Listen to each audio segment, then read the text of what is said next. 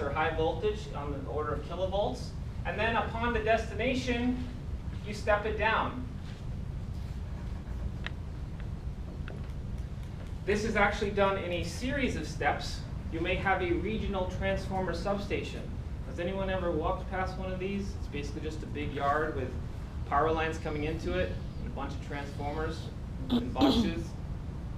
And then it gets a final step down, usually right on the outside of your house. Sometimes you have a little transformer pod right outside your window. Okay? And finally, it gets stepped down to 120 volts out of your plug.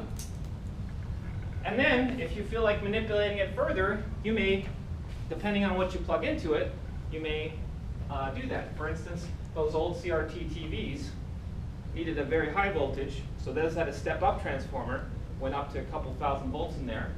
Or you could step it down even further. When you have one of those power cubes and you plug something in, maybe that steps it down to 9 volts. Why is that power cube so heavy? It's got a transformer in there, which is just a bunch of wire, right?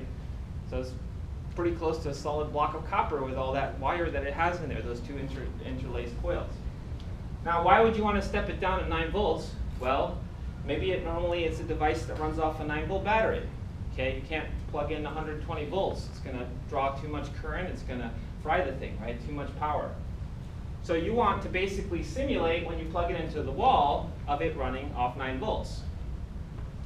I guess just for full disclosure, this is not just a step-down transformer. It is also what's called a rectifier, which takes the AC and turns it into DC, because of course a battery will supply 9 volts DC. Just has a positive and negative terminal, and when you plug it in, current runs one way from high to low. So there is a way to not only step down the voltage, but to also take it from sloshing back and forth to only going one way. How do you do that? Well, there's a thing called, there's a one-way valve.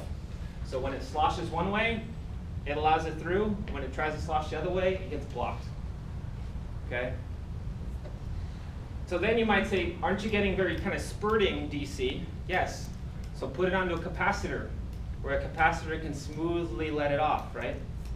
So that's how you build something that turns AC to DC. You use some one-way valves called diodes, and then you use a capacitor. Because a capacitor, of course, we learned that it exponentially charges and discharges, so it's not really highly reactive to things. If you send current onto it, it'll slowly come off. Okay? Question? So I was just curious about storage. So if you're using like solar panels or something in your house, how are you storing electricity then? Is it? That's it. Well, oftentimes you aren't storing it. So what you are doing, oftentimes when you have solar, is you're using, during the day, you're using your own electricity, and any excess you sell back to the power company. You're basically acting as a producer for them, and then they'll give you back at night when you're not generating solar. You will get back what you gave them earlier. Now, there is ways that you can store electricity. You might ask, why don't you just have a big bank of capacitors in your house so that you can store it at, you come home from vacation and at night and it's full. That is in the works. I think Tesla is developing the Powerwall, which is a whole deal with that, right? It's basically this big storage unit. It's just Well, yeah, I mean, the problem is that if you were just going to use a basic capacitor, you'd have issues with it discharging to whatever it's connected to, and it'd have to be very, very big. So obviously there's a lot of technology that goes into that thing working. But one of the things I heard on the radio the other day is that this is just for people kind of wanting to have it.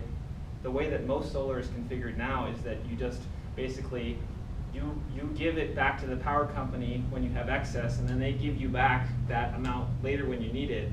So unless you're totally shut off from the grid, you don't need to store it really. Yeah.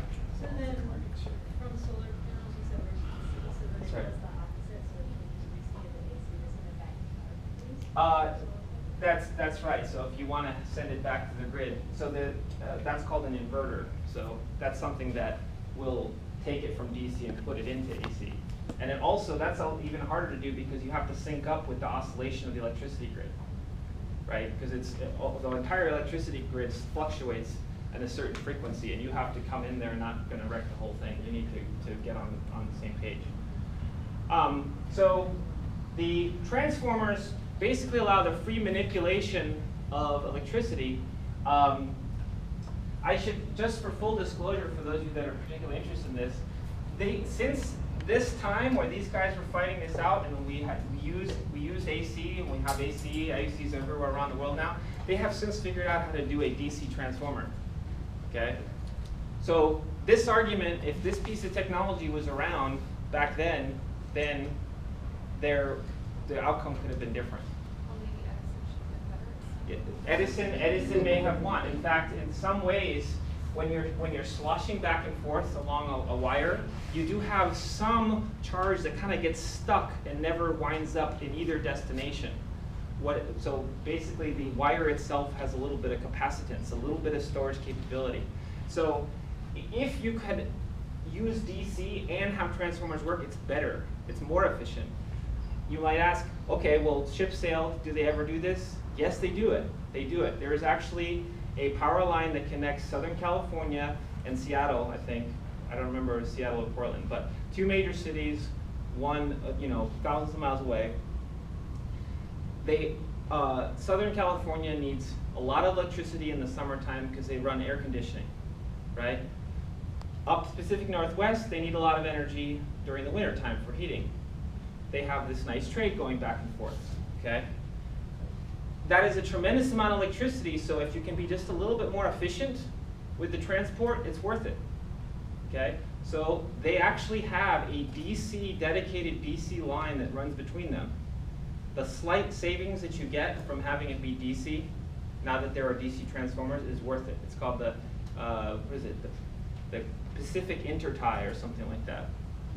Okay. So anyways, I don't want to get too off track. This is all fun stuff. But anyways, that is why transformers are useful. They're useful because they can greatly help to transport electricity efficiently over very, very long distances. And so you don't have to have a power plant practically next door. Okay? I've posted some extra links. You can read all about the War of the Currents. It has a very colorful history of all the things they try to do to each other. It should be mentioned, I gotta tell you a little bit. So Tesla basically came up with most of the things in our modern electricity generation and distribution and transmission systems by himself, just by thinking about it. It's all off the top of his head. And somewhere in the War of the Currents, his backer, George Westinghouse, said, we're not going to be able to afford you to pay you for all of the patents that you hold on all this stuff. He could have been like the richest person in the history of forever if he just kept these patents, right? Every single drop of electricity used in the world, he would have gotten a royalty off it. So he actually gave up all his patents, everything just totally gone, and he died completely penniless. But he was like, this is my gift to the world, right? Electricity. So that was, so you should read more about it, it's good times. Okay. Any questions on that? Yeah. What was it that was so high that was causing the sparks in Brooklyn? So, right, so remember, if you have a high current, you'll get a large voltage drop from beginning to end, which means that you have to have it at very high voltages, and then, so it won't drop too much, right? So there'll be something left. Now, you could just as easily get a nasty spark from one of these high voltage power lines that is here, but those are out in the middle of nowhere, right? By the time you get into populated areas where someone might be walking by, it's been stepped down to lower voltage, right? Because you purposely don't want it to be high voltage if you don't have to have it be, right? Okay. So yeah, so Edison didn't have a choice. If he wanted it to not drop so much voltage as to have nothing left at the end, he had to have it high voltage at the beginning. Okay, so that right there you can mark in your notes. That's the end of homework number 7 and exam 2 material.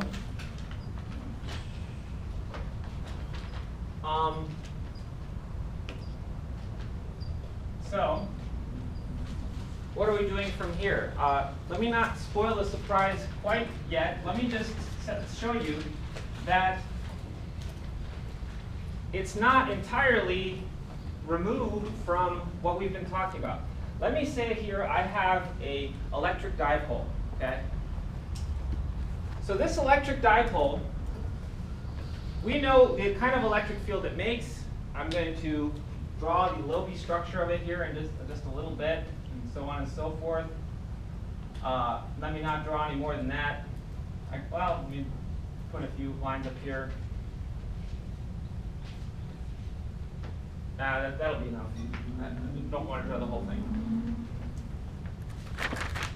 So, what I want to do now is I want to draw the perpendicular bisector to this electric dipole configuration.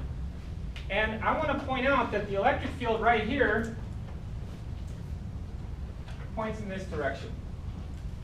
In fact, if you look back in your notes, this is, I know, going back a ways, I think homework number 2, maybe even homework 1, we basically did this. Just the electric dipole was in a different, it looked different because I put the two charges side by side. And I made the argument that on the perpendicular bisector, that's the direction the electric field is like that. Okay, well, here's the thing. Here's a fact that we've never once acknowledged, although it is true. If we go over here, somewhere over here, you might say, oh, okay, well, we made the argument that the electric field on this bisector is always going to be in that direction. Except, the information about the electric field from the charge configuration does not get there instantaneously. It gets there so fast that we've never once acknowledged this, but there is a time lag. If you are far away from the charge configuration, you're not seeing the electric field that's being made by the charges as they currently are. You're seeing the electric field made by the charges as they were in the past. Okay? So what I'm going to do here is I'm going to rapidly slosh these two back and forth. I'm going to take them and exchange their positions. And what we will find is that if I draw myself a little outline, the electric field will actually slosh back and forth like that too.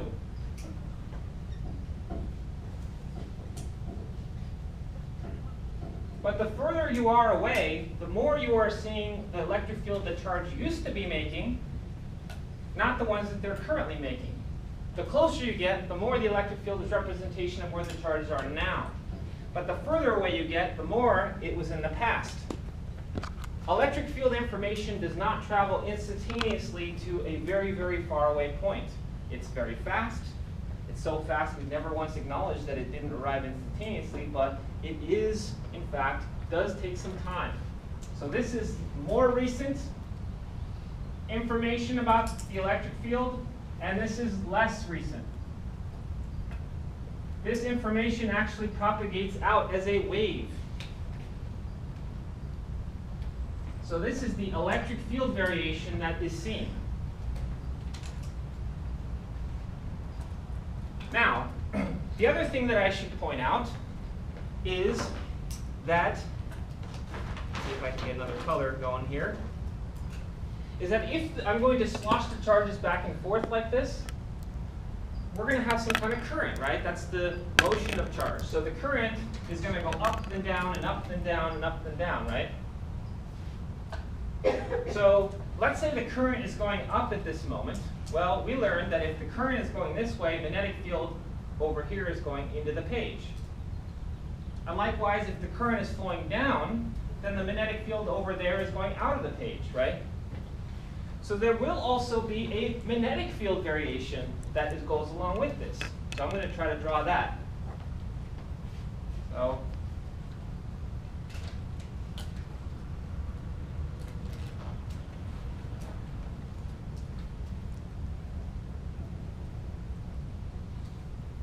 on and so forth.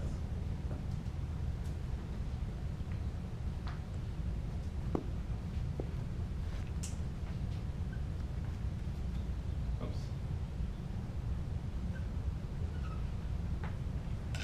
Now, this is kind of a not the greatest drawing I've ever done, but I've posted for you a much better picture. If you look at the magnetism links, it's one of the last thing that's in there, showing you a nice picture.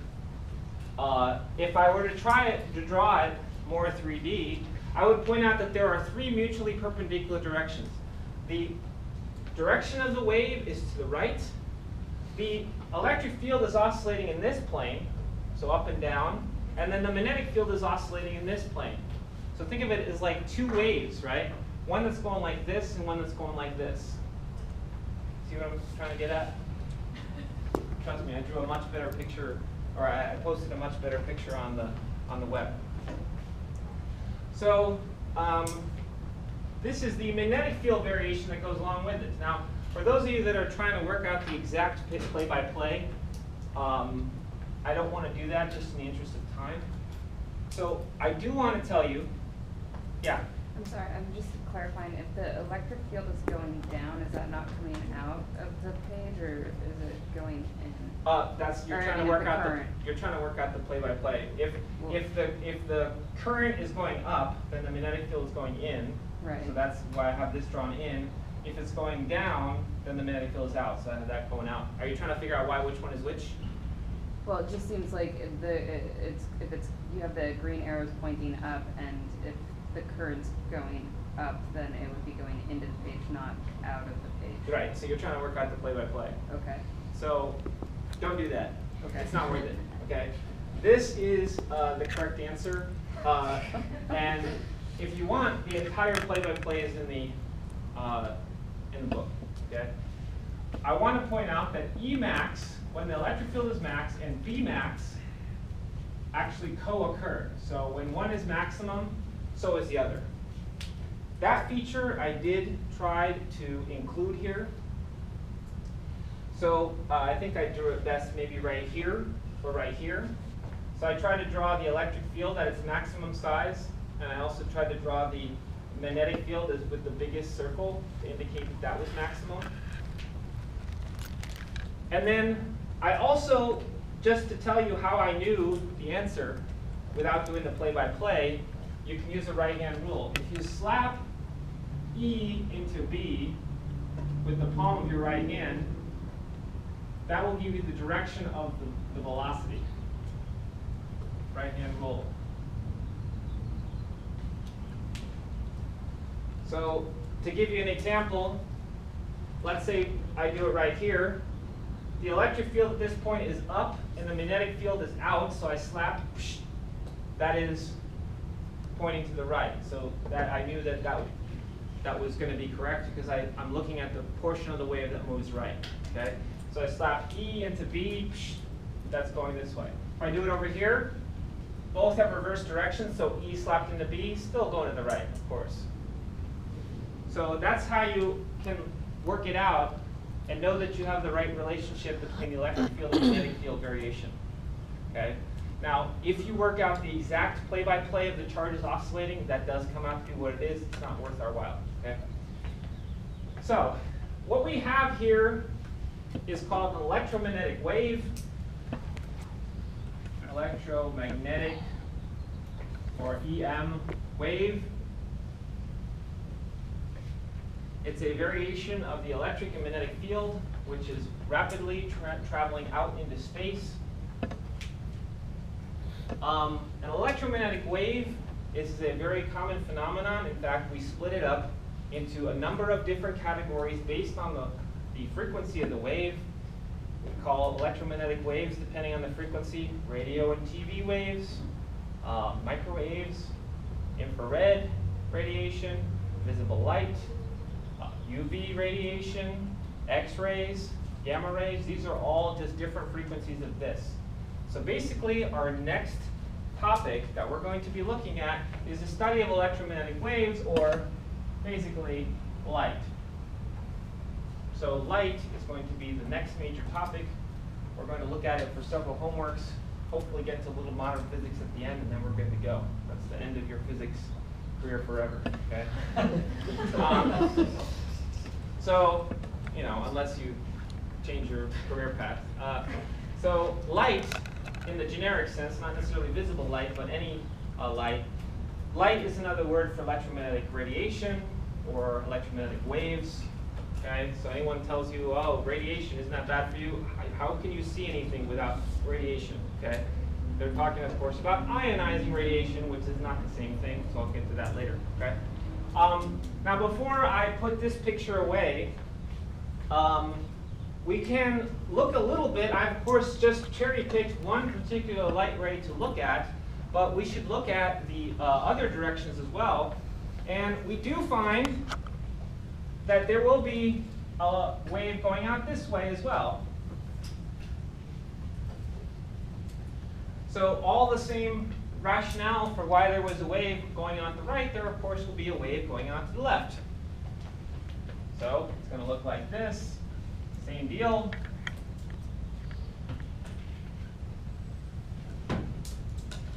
Now let me ask you this. At this particular moment, when the electric field is going up, which way is the magnetic field pointing?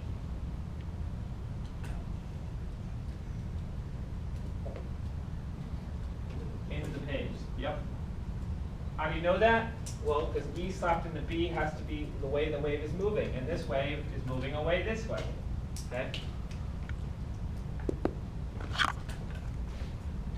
So you will have these electromagnetic waves, and they will go out to the right, to the left. In fact, they will go out in the entire plane that is perpendicular to this dipole. So for instance, if you have a dipole that's oscillating in this plane, or along this line, the entire plane that is perpendicular to that dipole will get this exact same thing.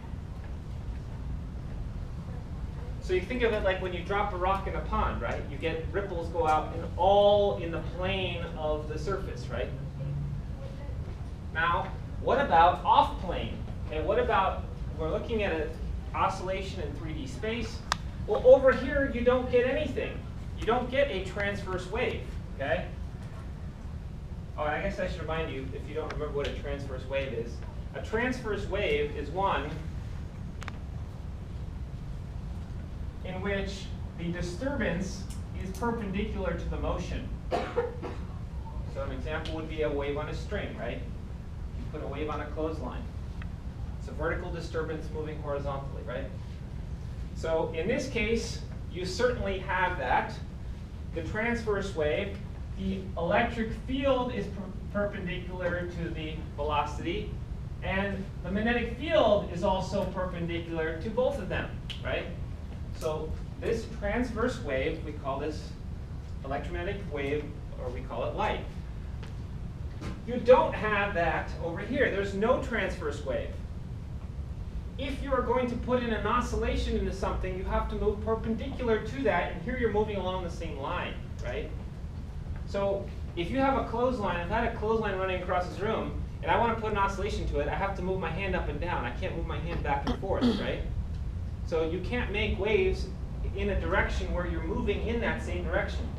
You have to be able to move 90 degrees to the way the wave is going to move. So this right here, the wave that you get sent out does not go equally in all directions. In fact, it goes out maximally. So the maximum amplitude is in the plane perpendicular to the charge motion, the charge oscillation. You get 0 amplitude along the line of the charge oscillation.